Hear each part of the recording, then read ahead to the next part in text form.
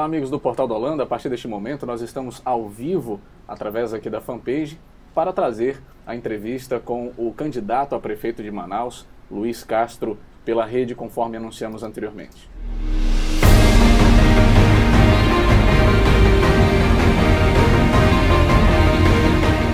Deputado Luiz Castro, seja muito bem-vindo aos nossos estúdios. Muito obrigado por ter atendido o nosso chamamento e sua oportunidade para dar aí as suas primeiras palavras ao nosso público. Bom, primeiramente agradecer pelo convite, dar um bom dia a toda a equipe aqui, todas as pessoas que estão interagindo com essa entrevista, dizer que é muito importante que a gente se comunique, que a gente se mostre, que a gente seja questionado e a população de Manaus realmente possa fazer uma escolha consciente para depois não se arrepender, para depois não reclamar das suas escolhas. Então estamos aqui para conversar sobre Manaus, conversar sobre administração pública, ter uma conversa sincera, verdadeira, e eu estou à disposição de vocês para esse debate, para esse momento de interação. E para nos ajudar nessa entrevista estão aqui as duas músicas das duas musas da política amazonense, a Débora e a Thaís. Bom dia, meninas. Bom dia, Jack. Bom dia, internautas. Mandem as suas perguntas, que como sempre nós estamos aqui acompanhando e vamos fazer ao candidato. Bom dia, Débora. Bom dia, Thaís. Bom dia para você que nos acompanha ao vivo aqui pelo Facebook. E desde já, como a Thaís falou, pode interagir conosco, porque esse momento é realmente para você conhecer os candidatos que pode cair aí no seu gosto, que possa lhe representar na Prefeitura Municipal. Seja muito bem-vindo aqui no nosso bate-papo. Muito bem, deputado. O senhor, vamos iniciar logo aqui a nossa conversa. O senhor, este ano, decide disputar a Prefeitura de Manaus. E o senhor já tem experiência no que diz respeito à gestão municipal. O senhor já foi prefeito. Mas antes de chegar nesse mérito, eu gostaria que o senhor fizesse uma retomada sobre como foi a sua entrada na política. Pois é, Jackson, a gente começou na política muito novo. Eu tinha apenas 23 anos de idade, era professor, trabalhava também na agricultura, no roçado, dava muito duro. E eu fui convidado, praticamente convocado pela população do município onde eu morava, em Envira. Eu vim muito jovem de São Paulo, com 18 anos, e fui morar em Envira, atuando como professor e como agricultor, e como uma liderança comunitária. E aceitei o desafio, e fui eleito prefeito do município de Envira. Aceitei porque eu me sentia na obrigação, no dever de ajudar o município a se desenvolver. Era uma pessoa que tinha uma possibilidade de alavancar, de conseguir recursos, desenvolver projetos e melhorar a qualidade de vida das pessoas, pessoas muito boas, pessoas muito humildes, mas muito sofridas. E a ideia foi essa, sempre estive na política pensando em ajudar a coletividade, sempre pensando no coletivo. Saí do meu primeiro mandato de prefeito, procurei me aprimorar, conhecer mais o que é uma gestão pública, junto com a experiência que eu já tinha anteriormente, e voltei para ser prefeito, fui eleito novamente prefeito, depois de um intervalo de 4 anos, que naquela época não tinha reeleição.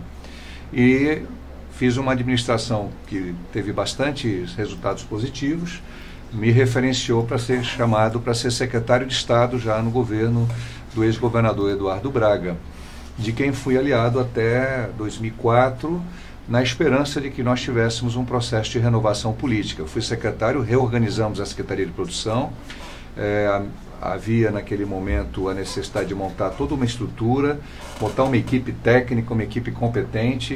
Eu não gosto de misturar a atividade política eleitoral com a atividade que precisa dar resultado para a população. Apesar de ser um político eleito, eu entendo que a população precisa ter gente competente, interessada, sensível para poder resolver os problemas lá na ponta. Então essa é a minha visão. Eu já presidi o ICOT também, o Instituto de Cooperação Técnica Intermunicipal, e gosto sempre de inovação. Eu sou uma pessoa que sou inquieto. Eu vejo que o tipo de administração que nós temos hoje no Estado e no município de Manaus é atrasado. Nós não chegamos no século XXI, nós estamos ainda repetindo velhas práticas atrasadas, que vêm ainda da época do ex-governador Gilberto Mestrinho, que talvez na época dele até tivesse algum sentido, mas hoje, no período de hoje, no século XXI, o mundo mudou. Internet, mídias sociais, a juventude está aí inquieta, né? E não é só a juventude que está inquieta. Todas as pessoas que realmente pensam, questionam o que está acontecendo de errado, seja em Manaus, seja no Brasil, do que está acontecendo no mundo em relação à política, querem um novo modelo de fazer as coisas, né? E esse novo modelo tem que ser construído, ele não é um modelo mágico, mas tem que ter a capacidade, a coragem de mudar a forma de se relacionar com as pessoas e a forma de governar, porque não dá mais para a gente ser iludido com esse negócio do marketing de televisão, de gastar muito dinheiro de publicidade. Precisa ter bom resultado para a população. A população está cansada de ver promessas não cumpridas e gente que faz um milagre na época da campanha e depois, quando assume o poder, se entrega para outros grupos de interesse e não se vocaciona de fato para ajudar, junto com a população, a resolver os principais problemas da população. E seria assim, por isso que o senhor decidiu se candidatar à Prefeitura de Manaus esse ano? Exatamente, para oferecer uma alternativa verdadeira. A Rede, que é o meu partido, um partido novo, partido que tem como grande liderança a Marina Silva, nós temos uma visão de que a política está muito atrasada e muito corrompida também. Então nós precisamos tirar a política desse território, da corrupção, do atraso, da mentalidade atrasada que ainda impera no Brasil e principalmente aqui no nosso estado, na nossa cidade. E eu fui praticamente convocado para ser candidato. E aí o PMN tinha para a candidatura do ex-deputado Chico Preto. Ele entendeu que deveria abrir mão para que eu fosse o candidato de uma coligação dos dois partidos e nós coligamos e o Chico Preto vem para vereador. Chico Preto tinha feito uma discussão de várias questões importantes da cidade. De um lado, nós também tínhamos feito essa discussão, a Rede sempre está debatendo essas questões.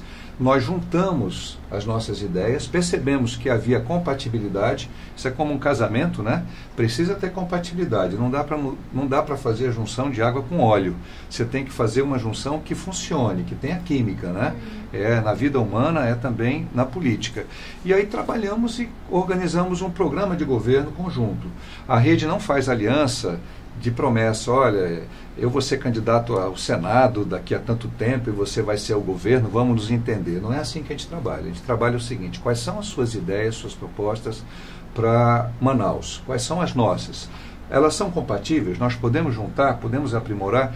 Várias propostas do PMN e várias propostas da Rede já eram praticamente idênticas. E algumas que eles tiveram e outras que nós não tivemos, nós sentamos, juntamos e demos a formação de um plano, né? Um plano de governo que a gente apresentou ontem no Tribunal Eleitoral e que vai ficar à disposição para ser enriquecido, aperfeiçoado, detalhado, de forma que a gente possa, ao longo do período eleitoral, trabalhar com muitas ideias que venham da própria comunidade. Nós estamos fazendo isso permanentemente. Mas as linhas gerais, as diretrizes, estão aqui. E tem uma coisa na Rede, a gente leva a sério.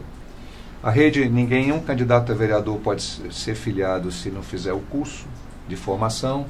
Tem que ter um compromisso escrito e assinado ético, programático, ou seja, ficha suja nem pensar, né? E eu, graças a Deus e graças à formação que eu recebi de casa, na minha família, não tenho nenhum envolvimento com nenhum episódio de corrupção. Fui prefeito vários anos, presidi o ICOT, Secretaria de Estado.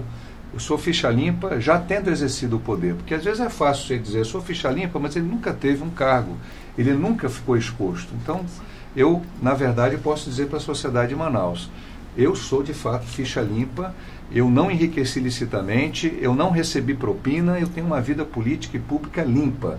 E não só isso, eu tenho vontade de trabalhar, onde eu estou eu trabalho de verdade e os resultados apareceram onde a gente esteve. E não são resultados do Luiz Castro.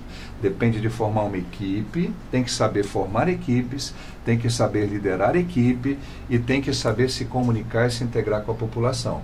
Então, você ser um bom administrador, não basta ser honesto. Honesto é um pré-requisito importante, mas você tem também que ser um bom gestor, tem que ter o tino administrativo, tem que ter firmeza, tem que ter autoridade, sem ser autoritário, ouvir a população, não ser dono da verdade e conseguir com isso, enfrentando e resolvendo progressivamente os problemas, sem enganar as pessoas, sem mentir, tá? Sem aquela relação, olha, vou fazer 200 creches, vou fazer tanto, e depois você decepciona e você é cobrado como alguém, como mais um político que viveu enganando e ganhando eleições enganando. As minhas eleições não ganho enganando, ganho, graças a Deus, até hoje, falando a verdade. Deputado, me permite fazer uma intervenção. Ontem foi divulgada aqui pelo Portal da Holanda uma pesquisa que mostra o que o Manauara pensa sobre a questão do impeachment, né?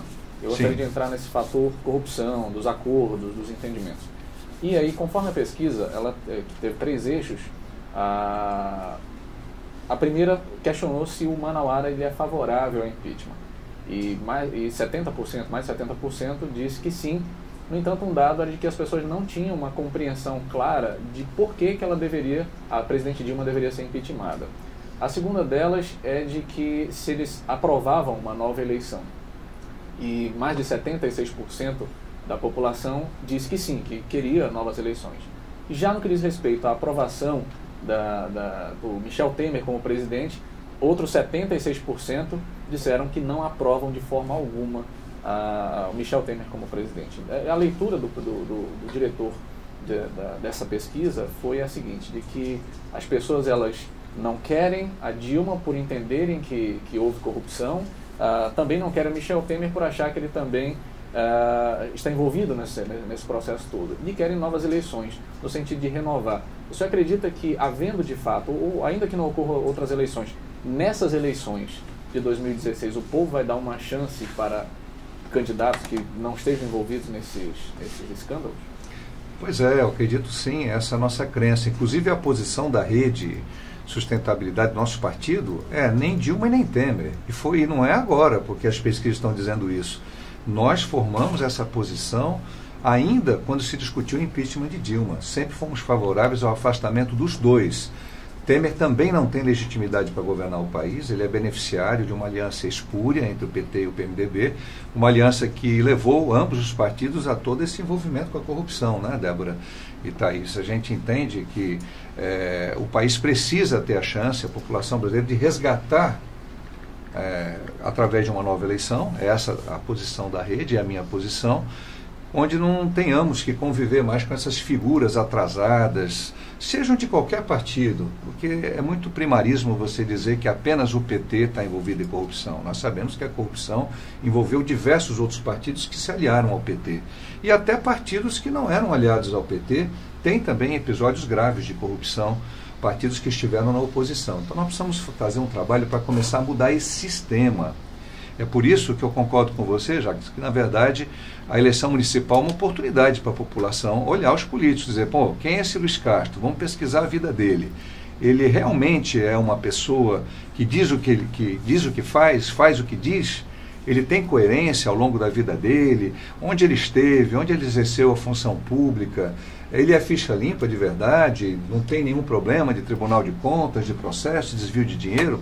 Ele é capaz de governar, assim como eu e os demais candidatos. Na verdade, todos ainda pré-candidatos, né? Nenhum deles pode se dizer candidato ainda, a não ser a partir do dia 15. Essa análise ela é importante, porque o que eu vejo, muita gente reclama, mas vota sempre naqueles mesmos depois que vai reclamar. Há também uma parcela da população que precisa ser despertada para ser mais generosa. O que é ser generoso na política? Pensar no coletivo. Não procurar um candidato apenas para receber um benefício individual, uma promessa para mim. Pensar que isso não dá mais certo. Vender o voto, trocar o voto em favor de uma vantagem individual, é algo que tem deixado o Brasil nessa situação, porque os políticos da corrupção, os esquemas, eles têm muito dinheiro para agradar naquele momento, mas depois também não conseguem agradar individualmente a todos. Nós precisamos focar no que é bom, no que é importante para a sociedade. E nos políticos, não falo só de mim, mas eu acho que isso no país inteiro, que possam fazer a diferença. O Brasil precisa avançar nisso aí. Nós não podemos mais ficar nesse estágio atrasado de corrupção, de clientelismo, de populismo que nós estamos vivendo. E entender que a política não é uma coisa ruim. A política no Brasil está ruim, não está bem, mas a política é algo bom. Quando a política fracassa, vem a guerra. Olha aí o que aconteceu na Síria, no Iraque, porque lá as democracias não aconteceram, não. A política fracassou. A gente precisa melhorar a nossa democracia, não acabar com ela. Agora eu acho interessante a gente entrar em pontos que é interessante. Ainda não? Não, na verdade eu tenho uma pergunta para fazer ainda dentro da política. Nós sabemos aí que uma chapa é composta por um candidato à prefeitura e um candidato a vice, né? E essa equipe ela vai trabalhar para melhorar aí os problemas de Manaus. E eu gostaria que o senhor falasse um pouquinho sobre o seu vice. Quais os critérios que o senhor utilizou e quem seria, né, no caso, o seu vice, que vai aí me acompanhar nessa jornada? Olha, o meu vice é um jovem valoroso, Agley Júnior, do PMN, né? Composição da rede com o PMN, que tem uma experiência muito interessante na área de saúde, é um profissional de saúde, e é um jovem muito inteligente, que pensa muito, ele analisa muito as questões sociais, como gerir a prefeitura, a área de saúde, a área de educação. E eu sou um pouco mais, para dizer, mais experiente, né? Porque eu não me sinto velho, graças a Deus tenho bastante energia ainda. E o Agley, mais jovem que eu, traz esse elemento da juventude, né? O elemento das pessoas que estão pensando de uma maneira mais geracional, e a gente interage muito. E hoje, agora mesmo, ele está lá no CREA, está tendo uma apresentação do CREA para os pré-candidatos. Como eu já tinha pré-agendado aqui, eu gosto também de honrar a palavra, disse não vou desmarcar, porque assumi o compromisso de estar no Portal do Holanda, pedi a ele está me representando. Quando eu sair daqui, vamos nos encontrar lá. Eu vejo a importância de você ter um vice que te complemente, que seja aquela pessoa que vai te ajudar.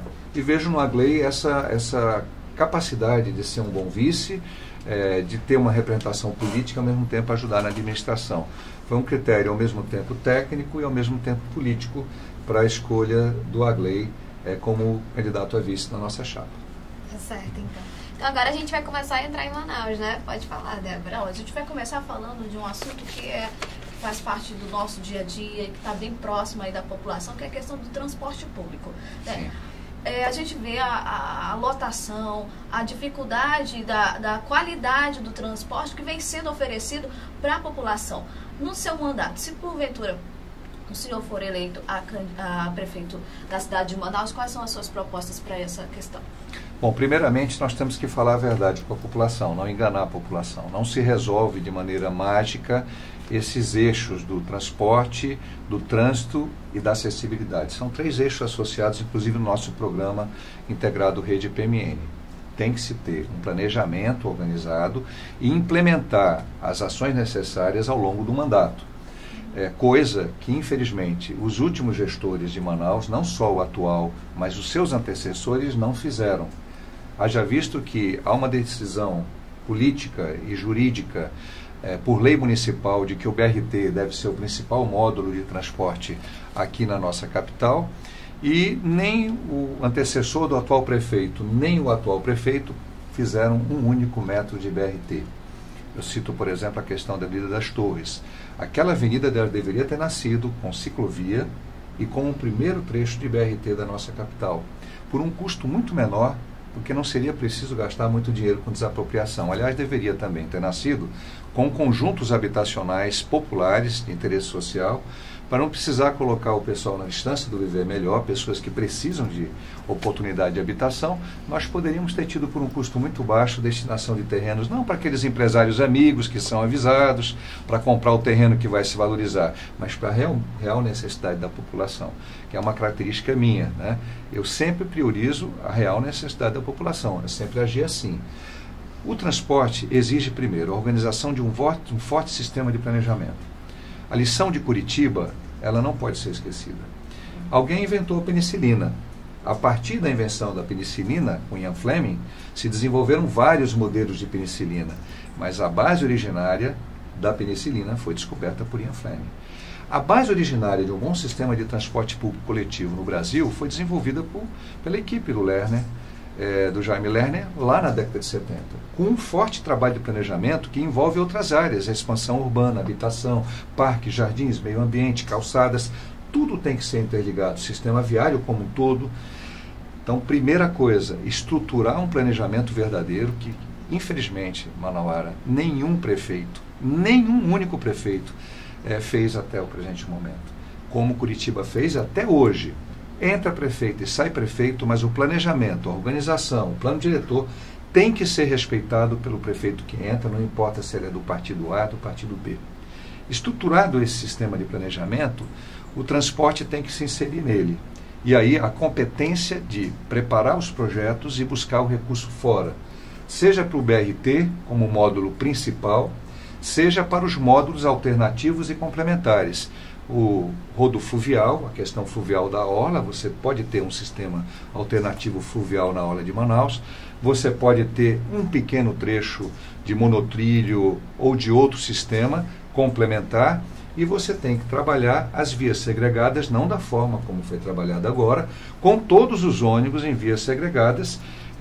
Não pode ter ônibus à direita e ônibus à esquerda, que, vamos dizer, com todo respeito, antigamente a gente fazia piada de portugueses, né? Mas com certeza, se os portugueses vierem aqui, eles vão fazer piada de nós, porque nós temos ônibus numa via segregada do lado esquerdo, mas a maioria dos ônibus está do lado direito. Então, é preciso construir essas soluções. Ciclovias também. Ciclovia não é uma coisa de faz de conta. Não é marqueteiro, não é marquetismo. Ciclovia é uma necessidade. Não só ciclovia, ciclofaixas. Não se resolve tudo com ciclovia. Tem áreas que não dá para fazer ciclovia, muito caro. Então você tem que ter um estudo de fluxo, não só do cicloativista, daquele ciclista que o faz, pratica o ciclismo por uma questão de esporte no final de semana, que é importante, mas mais ainda, aquele que depende da bicicleta para o ir e vir ao seu local de trabalho. Que esse tem que ser olhado, tem que ser observado os fluxos das vias que são consideradas secundárias, mas são muito importantes para muitas pessoas. Então você tem que ter um programa integrado com o BRT, com ciclovias, com as vias segregadas onde não for possível fazer o BRT. E esse programa tem que ser integrado a toda a política de expansão urbana, como foi feito em Bogotá, no Transmilênio, como foi feito em Cali. Ou seja, tem que ser de verdade, não pode ser de faz de conta. Eu vou fazer uma breve intervenção relacionada às ciclovias. Elas são de fato muito úteis, mas assim, qual o objetivo, na sua visão, qual seria o objetivo das ciclovias? As ciclovias que foram instaladas hoje em Manaus, estão instaladas em locais corretos? Qual a sua visão sobre esse modal? Olha, eu sou totalmente favorável ao modal, mas a gente não pode dizer que ali no Boulevard existe uma verdadeira ciclovia. Ali foi uma coisa muito errada.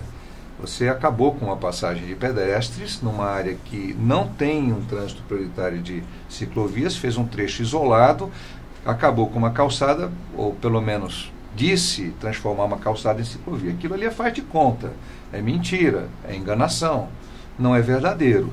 Ciclovia, você organiza o trajeto para que a bicicleta com relativa segurança o ciclista possa transitar com a sua bicicleta por percursos de interesse dele, ciclista, de local de casa para o trabalho, de local do trabalho para o estudo, ou nos períodos de lazer, quando ele tem no final de semana ou à noite um momento de praticar o ciclismo como uma atividade para a sua saúde, uma atividade esportiva, uma atividade de lazer. Então você tem que conjugar isso. Foi feito em Manaus, foi muito tímido, e quando foi feito de forma errada. A gente precisa aprender com quem faz as coisas corretas. Nós temos aí a área do Mindu, que está demorando muito a ser recuperada. Esse projeto começou na época do ex-prefeito Serafim, passou todo o tempo do Amazonino, está terminando o mandato do atual prefeito, e ali sim caberia e cabe uma bela ciclovia acompanhando toda a orla do Mindu, ajudando a integrar o fluxo de transporte. Entendendo que ciclovia não é a principal solução do ponto de vista quantitativo, do tamanho da nossa população. Ela é um módulo importante a se inserir com os outros módulos, porque o principal módulo é o ônibus. Se tivéssemos condições de fazer o metrô, mas aqui seria caríssimo, inviável economicamente, então nós precisamos integrar esses módulos, nós não podemos pensar isoladamente. Manaus já é uma metrópole de 2 milhões de habitantes, é uma cidade muito horizontal. Nós já temos uma população na Zona Norte e Zona Leste que é praticamente a metade da população de Manaus. Então nós precisamos ter essa visão multifacetada, organizada, intersetorial. Infelizmente, os nossos atuais políticos não gostam de estudar. Eles não gostam de aprender. E para você executar um processo desse, não só você tem que estudar, como você tem que se cercar de pessoas que são especialistas, que são preparados. O segredo de Curitiba começou na junção de trazer pessoas da Universidade Federal do Paraná, arquitetos, urbanistas, geógrafos, biólogos, engenheiros, que construíram um planejamento do trânsito, do transporte, da acessibilidade, do meio ambiente, da expansão urbana, da organização do espaço urbano de Curitiba. Manaus não teve isso. Até hoje, entra prefeito e sai prefeito, e nenhum faz esse trabalho de planejamento e organização. Então nós estamos dizendo, você quer que Manaus seja governada de uma forma séria, de uma forma verdadeira, você tem a oportunidade de analisar a nossa proposta e, a partir dessa análise, você vai poder comparar com as demais propostas dos demais candidatos. Então, o senhor acredita que essa seria a solução para resolver a questão da mobilidade urbana em Manaus? Porque, além do transporte coletivo da faixa azul e das ciclovias também, né? Terça-feira, um grupo de ciclistas pendurou uma Ghost Bike, né? Que é uma bicicleta branca, em homenagem ao ciclista que morreu no trânsito. Então, de vez em quando, nós estamos presenciando isso, né? Porque não há uma estrutura para os ciclistas. Além disso, nós temos o transporte público. Manaus também está crescendo muito o número de carros para ruas estreitas. Sim. E pequenas, né? Então não tem como fazer que o fluxo flua normalmente. Tem muitas vias que são congestionadas. Thaís, E aí só deixa eu finalizar rapidinho. Claro. E aí eu só acredito que então para resolver o problema teria que trazer engenheiros, urbanistas que estudassem Manaus e aplicassem projetos próprios para a capital, né? Porque alguns dos projetos que são aplicados aqui não são compatíveis com a estrutura de Manaus. É verdade. Olha, só adicionar mais informação, deputado. Porque é o seguinte, para qualquer Roberto. intervenção nesse sentido, né, nós temos aí uma capital que cresceu desordenadamente. Exatamente. Teria que haver algumas decisões muito duras, inclusive, como desapropriação, para poder enlarguecer ruas ou fechar ruas. O senhor estaria disposto também a ter que encarar, talvez até a impopularidade para poder tornar isso uma realidade, complementando a pergunta? Veja bem, um projeto de transporte, ele vai envolver também, inevitavelmente, a acessibilidade, né? Então, você vai ter que trabalhar as calçadas, a condição mínima de acessibilidade para os cadeirantes, para os idosos, para as pessoas que têm crianças pequenas. Uma falha do projeto de reconstrução, o resgate ali da Eduardo Ribeiro, é que não se previu isso. Uma mãe com um carrinho de bebê, o carrinho não atravessa a rua, um cadeirante quebra a sua cadeira de rodas ali. Então a gente não pode perder a noção de que é tudo integrado. Olha, quando eu falo formar uma boa equipe, eu não falo necessariamente trazer pessoas de fora, não. A gente deve aprender com as pessoas de fora, mas nós temos excelentes profissionais nas nossas universidades, na UEA, na UFAM, gente muito boa. E temos bons técnicos dentro. Agora, toda solução, ela tem que ser discutida, ela tem que ser fruto de um trabalho de interação com a sociedade e de educação. Por isso eu não tenho medo de impopularidade, porque nada pode ser imposto de uma forma unilateral, tecnicista, autoritária. Tudo tem que ser construído e estabelecer metas e meios e progressividade. Você vai reformar a sua casa, você não tem dinheiro para fazer uma reforma total, você vai ter que reformar morando dentro da casa, é o nosso caso, você estabelece o que é prioridade e você começa a trabalhar aquelas prioridades compatíveis com os meios financeiros que você tem. Ninguém rasga Manaus com BRT de uma hora para outra, porque nós não temos os recursos financeiros suficientes, vamos ter que captar fora. Então você tem as medidas de curto prazo, organizar os corredores, as ciclofaixas, educação para o trânsito, acessibilidade, a questão das ciclovias, onde elas cabem de uma maneira segura e muita educação. Hoje, o município gasta milhões e milhões de recursos, mais de 60 milhões por ano, com publicidade do governante. Aparece o governante imitando o gari, imitando o trabalhador, fazendo marketing pessoal. Esse recurso, nem precisa ser tanto, ele tem que ser investido, não é para fazer o governante parecer aquele cara, né? Não, é para orientar a população dos seus direitos, dos seus deveres, é para construir uma relação de cidadania e ajudar a administrar a cidade com educação para o trânsito. Olha, se você tem educação para o trânsito, se você tem educação para o meio ambiente, você tem educação para a saúde, se você tem educação até para o sistema de educação, Débora, Thaís e os internautas estão aqui, você consegue avançar muito mais sem querer impor. Então o BRT tem muitas áreas que pode começar a ser estruturado que tem pouco impacto de desapropriação de habitação. Você começa por essas áreas e você vai construindo as soluções possíveis e necessárias nas demais áreas. Agora, não é fácil resolver o problema do transporte aqui.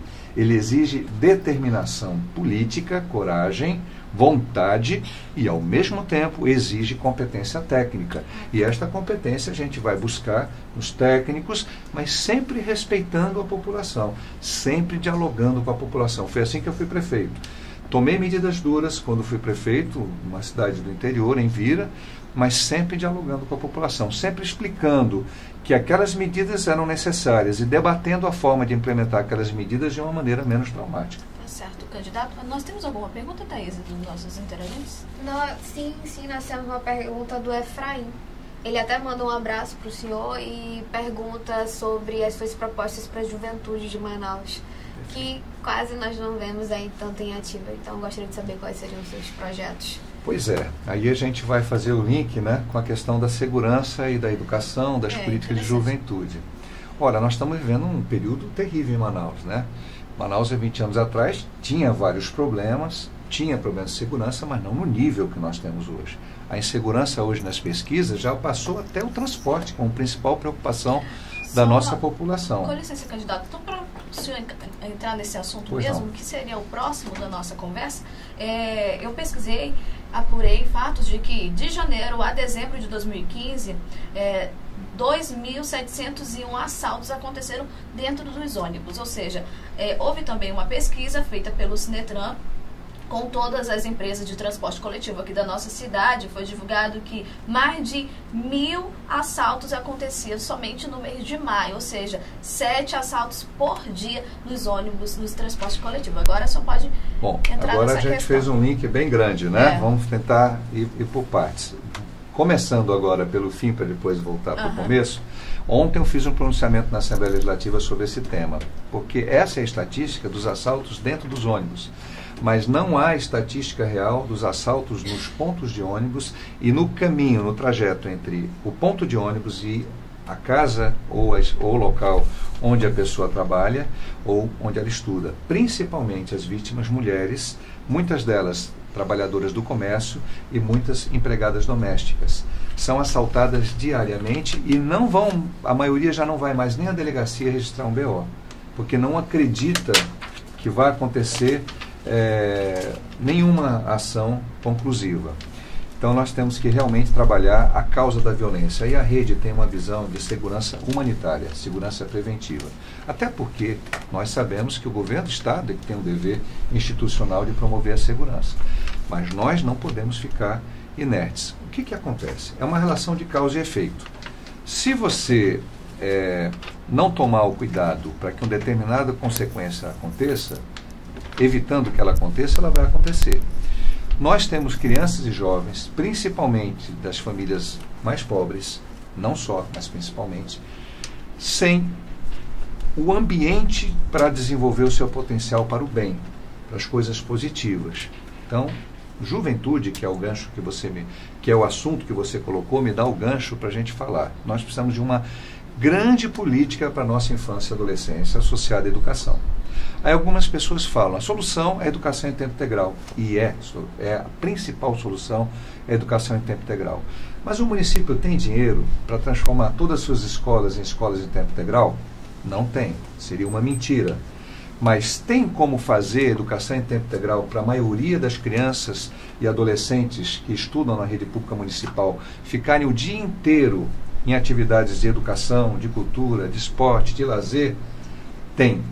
Como? Utilizando os outros espaços num grande projeto de escala que deve começar com as crianças e adolescentes das famílias mais pobres.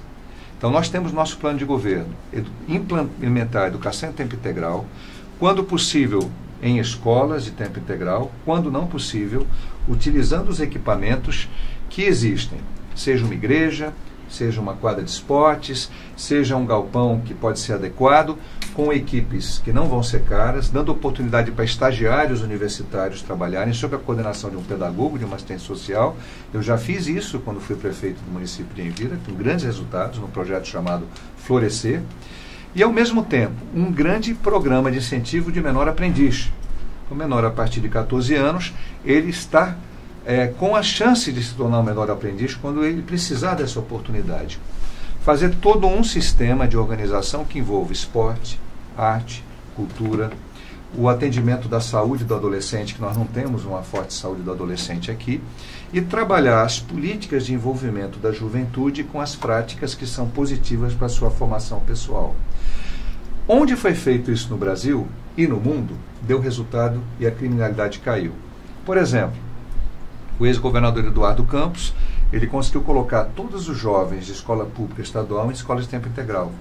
Houve uma queda muito grande da criminalidade, porque a criança, o jovem, ele estando o dia inteiro envolvido em atividades positivas, quando ele chegar em casa à noite, está cansado, seu pai e sua mãe o recebem, ele não esteve no mau convívio com o tráfico, um ambiente ruim, ou sozinho, sem ânimo, sem motivação para atividades sociais. Eu acredito que isso pode até para uma parte da população não parecer importante. Posso até, na campanha futura, não ter nenhum voto por conta disso, mas eu tenho convicção de que este é o caminho em que cultura, esporte, lazer, educação tem que estar juntos. Entendi. E aí a criminalidade vai diminuir, Thaís. Pode ter certeza. Vai diminuir a criminalidade, vai diminuir o consumo de drogas, vai diminuir a gravidez precoce na adolescência, vai diminuir a agressão contra a criança e adolescente, vai diminuir a criminalidade e a violência de forma geral. Mas falando aí sobre educação, qual seria assim a sua prioridade, já que nós sabemos que a educação é a base de tudo, né? E com certeza influenciaria na diminuição da criminalidade em Manaus, que está muito violenta, né? Recentemente nós tivemos arrastões na Universidade Federal do Amazonas, temos também frequentemente na Djalma Batista, os estudantes também do Centro Literatos da Universidade Estadual.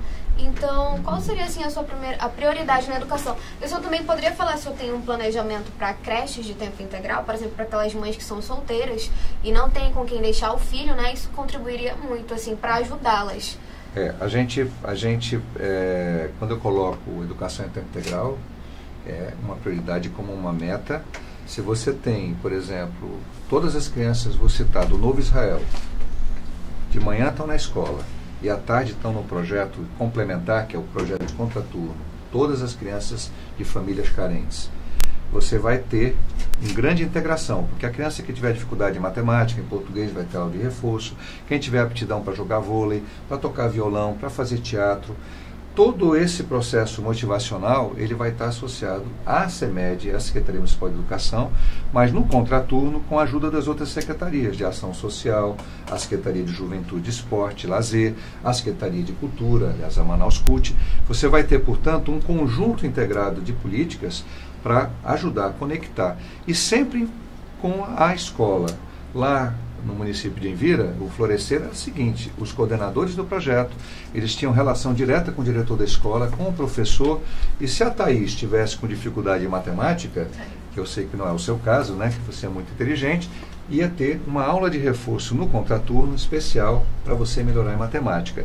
Enquanto a Débora, que podia ter uma dificuldade em português, receberia o reforço em português. Mas também artes manuais, violão, cultura, teatro, esporte, tudo isso. Agora, nós temos várias coisas importantes na área de educação. Uma delas é ter um plano de cargos, carreiras e salários que torne mais atrativa a carreira do professor. Mas isso não se faz num passe de mágica. Todo ano dar um aumento acima da inflação, específico para o magistério, e cobrar resultados. Outra coisa importante: Manaus tem que se adequar ao Plano Nacional de Educação. Nós não podemos ficar fora. Temos que estabelecer melhor a nossa base curricular. Nós precisamos também trabalhar dentro da educação todo o processo de organização dos conselhos escolares, porque onde há conselho escolar, a Thaís e Débora, melhora também a relação com a comunidade. Mas um bom conselho escolar, você imagina, a gente volta para a questão da segurança. O Rodolfo Giuliani, quando ele conseguiu implementar um projeto que diminuiu drasticamente a criminalidade em Nova York, porque a gente hoje, o brasileiro vai, olha, Nova York é uma cidade muito bonita, você pode andar tranquilo. Nova York foi já uma cidade aterrorizante, tinha assalto até no metrô. Então, ele trabalhou com as escolas e faculdades como centros irradiadores, chamando o comerciante do bairro, chamando a família. É muita coisa diferente. Até algumas pessoas vão ter dificuldade de compreender, porque não é feito, né? Aqui, mas é feito em muitos lugares e está certo. Então eu passei minha vida política estudando, lendo, visitando, conhecendo projetos que integram ambientes bons, projetos bons para a juventude complementares à educação e, ao mesmo tempo, uma visão de segurança pública firme, mas que respeita os direitos humanos. Por exemplo, a nossa Guarda Municipal, nós colocamos no nosso projeto a necessidade de reforçar a Guarda Municipal e de ter uma unidade, um núcleo da Guarda Municipal especializado na área de educação, que saiba interagir com o aluno, interagir com o pai, interagir e ajudar a dar uma segurança, um ambiente de segurança nas escolas e no entorno das escolas. Nós não podemos fazer isso na Manaus inteira, isso não é função da prefeitura, mas nós podemos fazer pelo menos na área que é da nossa jurisdição, que não é um custo tão alto, é uma questão de prioridade. Então são várias questões. Outra coisa fundamental na segurança é a informação, é você ter a capacidade de interagir a tua guarda municipal com os CIOPs, com o Estado, a questão do trânsito também. Nós estamos muito atrasados na interação do transporte público coletivo com a Secretaria de Segurança. Então o assalto tem que acontecer, a Secretaria de Segurança tem que estar pronta para na hora dar resposta. Então tem várias questões que podem e devem ser trabalhadas no conjunto para tornar o transporte coletivo mais seguro e para tornar também as nossas escolas mais seguras, com menos agressão, com menos uso de droga dentro das escolas, no entorno das escolas. Candidato, a educação a gente pode perceber e entende que ela caminha com a segurança, caminha com a questão do transporte coletivo e também caminha em relação em manter a cidade limpa. Manaus, em especial, vem se destacando por ser sedes de eventos grandiosos, né, aqui no nosso país, como primeiramente a Copa e agora as Olimpíadas, né? Eu queria saber, também vou levantar aqui alguns dados, que mais de 700 toneladas foram recolhidas da cidade no ano de 2015, de acordo com a Secretaria Municipal de Limpeza Pública aqui da nossa cidade, sendo que pouco mais de 1 quilo de resíduos sólidos por pessoa, sendo que 1,2% desse lixo todo foi destinado à reciclagem. Então eu gostaria de saber do senhor a sua proposta em relação à questão de manter a cidade limpa e a questão também de iluminação. Sim. E tal. Desculpa, deputado, só acrescentando aqui que nós temos uma pergunta nesse contexto, né, do Diego Alencar. Ele até questionou aqui, Luiz Castro, ele falou, né, Luiz Castro muito firme em suas respostas e demais posicionamentos. Gostaria que fosse indagado a ele sobre políticas socioambientais para a nossa cidade, que entra nesse contexto. Perfeito. Que a Débora perguntou. Só antes de responder, eu queria fazer uma complementação. Eu sou, em relação à educação, eu sou autor da emenda constitucional que foi aprovada, que prevê assistentes sociais e psicólogos atuando nas escolas. E são 2 profissionais essenciais para fazer todo esse trabalho de interlocução com a sociedade e ajudar os nossos professores. Então a gente vai aplicar, sim, essa emenda constitucional e fazer com que esses profissionais estejam interagindo na área de educação para minorar também as questões de violência e melhorar o processo de ensino-aprendizagem. Indo para as questões socioambientais, eu presidi a Comissão de Meio Ambiente da Assembleia, presido há mais de 8 anos, aprendi muito e continuo aprendendo. Tenho uma relação direta com as associações de cooperativas de catadores de materiais recicláveis. Muitos dos membros dessas associações, eles vieram do antigo lixão, né, que hoje é um aterro controlado, né, malmente controlado, não é um aterro sanitário. A área de meio ambiente é uma área que a gente tem uma afinidade muito grande, não só eu, como o partido do qual eu venho, que é a Rede de Sustentabilidade. Então, o orçamento hoje que você tem para a área de meio ambiente é ínfimo, você tem poucas equipes, você tem pouco foco na área de meio ambiente. Manaus precisa ser, de fato, a capital sustentável da região norte, da região amazônica. E aí nós temos 2 vertentes: cuidar melhor dos nossos recursos naturais e desenvolver a economia verde aqui no âmbito do município, alternativas verdes. Indo para a questão que você me coloca da limpeza pública, é uma tristeza que nós não tenhamos nem 2% de coleta de lixo reciclado. E o que nós temos é fruto do trabalho do Dr. Adalberto Carim, na vara do meio ambiente, que conseguiu recursos em termos de ajuste de conduta para construir os primeiros PEVs, que atendem uma parte muito pequena da cidade. Eu faço a coleta seletiva lá da minha residência e a gente deixa no PEV lá do Parque do Mindu. Mas quem mora lá no Jorge Teixeira 3, quem mora no Jorge Teixeira 4, quem mora na Colônia Antônio Aleixo, em várias cidades da cidade onde não tem um PEV a quilômetros de distância. Nós temos que ter uma grande política de coleta seletiva. Nós precisamos ter, de fato, a implementação do nosso novo aterro sanitário. Está caminhando devagarinho demais, parece aquele samba do Zeca Pagodinho. Devagarinho, devagarinho. Não há foco, não há prioridade para essa área. Então, esta é uma área que certamente tem que ser priorizada. E ela tem que ser priorizada, associada, não só à limpeza pública, coleta, reciclagem, geração de emprego e renda, priorizando as cooperativas e associações, as microempresas de reciclagem, melhorando a estrutura dos galpões onde eles trabalham, que ainda são muito precárias, e ao mesmo tempo você conectando com uma qualidade de vida associada ao lugar em que as pessoas moram. Como é o meu bairro? O que pode ser feito no meu bairro para ele ter qualidade de vida melhor? Vocês imaginem Zona Leste e Zona Norte de Manaus. Nós não temos praças, nós não temos jardins, nós não temos áreas para caminhada. Ali, no final da bola do produtor, ali na bola do produtor, as pessoas usam a bola para fazer o treino, para fazer a caminhada. Não tem uma única outra opção para as pessoas caminharem. Nós precisamos construir parques, equipamentos urbanos na Zona Leste, na Zona Norte, em outras regiões. O morador da Zona Leste, ele é tão manauara, ele é tão cidadão quanto eu, quanto vocês. O morador da Zona Norte, que hoje é a região mais populosa, também tem direito. Aí alguém disse, para que precisa ter um parque? Isso é importante? Eu falei, é muito importante para as famílias. É muito importante para os casais de namorados, é muito importante para os idosos, é muito importante para as crianças, é muito importante para os jovens. Nós deveríamos ter vários parques dos bilhares em vários locais de Manaus, para haver a convivência, para o jovem tocar violão, para bater uma bolinha ali, para as meninas jogarem um vôlei, para você ter um festival cultural, para o idoso caminhar devagarinho, o casal de idosos. Tanta coisa boa que você pode fazer nesse espaço. Então, a nossa política socioambiental, ela está intercalada com esta visão de qualidade de vida. E aí vem a área econômica, casando também. Estimular a economia verde. Quer ver uma coisa que tem tudo a ver com o meio ambiente, com a economia verde e com sustentabilidade? Transformar toda a frota de veículos de Manaus, colocá-la com o uso do biodiesel ou do gás. Nós estamos aí com gás que vem de Urucum. Nós temos uma quantidade imensa de óleo de cozinha desperdiçado. A reciclagem do óleo de cozinha é fácil, já tem empresas fazendo isso.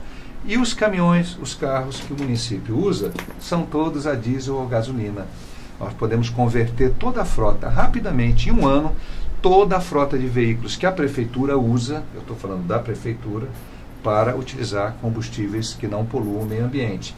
Nós podemos também avançar muito na energia solar, por exemplo, nas nossas escolas rurais, nas nossas escolas, com um processo de financiamento junto ao BNDES ou o próprio BID, em que você financie kits de energia solar para você mudar a fonte de energia a longo prazo. E a prefeitura, ao fazer esse financiamento com 20 anos, o que ela economizar na conta de energia, ela paga o kit de solar. Tem muitas coisas, a gente precisaria de mais tempo para a gente explorar isso, mas é muito importante que a gente conecte que meio ambiente é qualidade de vida. Uma das medidas que a gente quer tomar, Thaís, e precisa tomar, é criar o corredor de proteção ao nosso macaco símbolo sauim de coleiro, sauim de Manaus. Aí alguém vai dizer, esse camarada está mais preocupado com o macaco. Não, eu estou mais preocupado com o ser humano.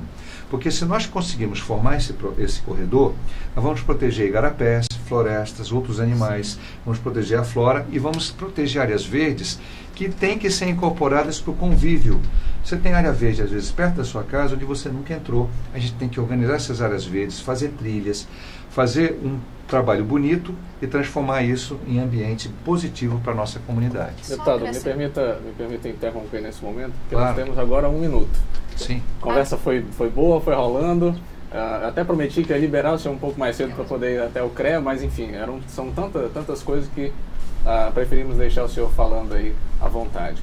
O nosso tempo já está estourando e eu quero aproveitar e deixar essa oportunidade para que o senhor possa destacar quais são as principais defesas que a rede está fazendo aí nessa aliança com o PMN para Manaus e, ao mesmo tempo, as suas considerações finais para todos aqueles que nos assistiram até o presente momento.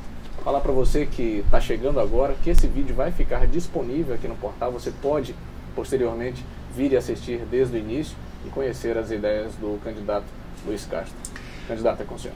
Bom, eu quero agradecer e aproveitar esse momento para dizer, olhe para nós como uma proposta diferenciada. Você não vai ver mais isso em nenhuma outra candidatura. Você vai ver aqui verdade, veracidade, estudo da cidade, estudo de como resolver a cidade. Para conseguir recursos e aplicar nas áreas mais importantes, tem que enxugar a prefeitura. Não precisa ter tantas secretarias, não precisa ter tantos cargos comissionados, não precisa gastar tanto dinheiro com publicidade. Você pode economizar muito dinheiro que hoje é desperdiçado em cargos exagerados que não têm perfil técnico.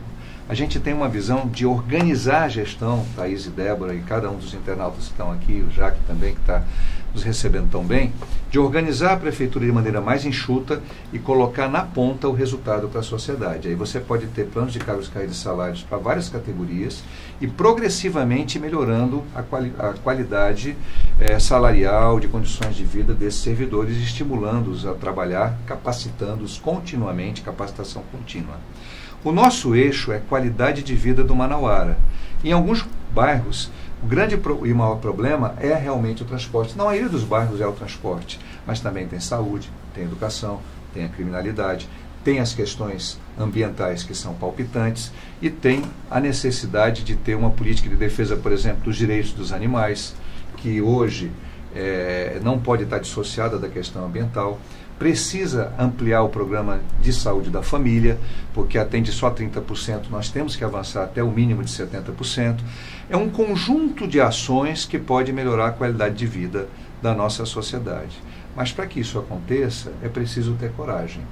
Não é uma transformação mágica, não é um marketing, não é um enfeite, é uma verdade. A cidade é nossa. Manaus é da população de Manaus. Se nós queremos, de fato, que Manaus melhore, nós temos que ter a coragem de optar pela verdade, não pela enganação, pelo estudo sério, pela competência de gestão, pela honestidade, pela transparência, que tem que ser uma marca principal, pela participação da sociedade e pela qualidade do planejamento nas nossas ações. Eu quero agradecer e dizer para você que está me ouvindo, que está interagindo, dizer para vocês aqui também, que são jornalistas, que observem muito bem como nós estamos nos comportando ao longo da nossa vida política, as propostas que a Rede e o PMN trazem para cá e o que a gente quer. E nós acreditamos que tudo isso que a gente quer é possível. Por isso o slogan da nossa coligação é: sim, é possível. É possível daqui a 4 anos, Manaus está muito melhor. É possível se a população quiser sair desse sistema de enganação, desses conchavos, dessas mentiras, dessas promessas vãs e conversar a verdade da vida do povo, da vida do bairro, das dificuldades e como é que a gente faz para resolver.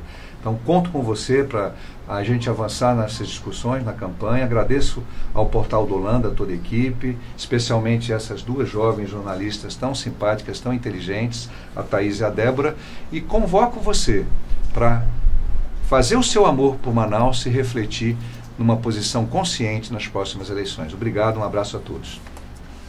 Muito bem, quero aproveitar e agradecer aos colegas aí pelas intervenções. Muito obrigado, Thaís, muito obrigado, Débora.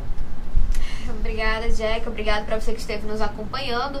Também agradeço aqui a presença do deputado, que não se esquivou de nenhuma pergunta, respondeu a tudo.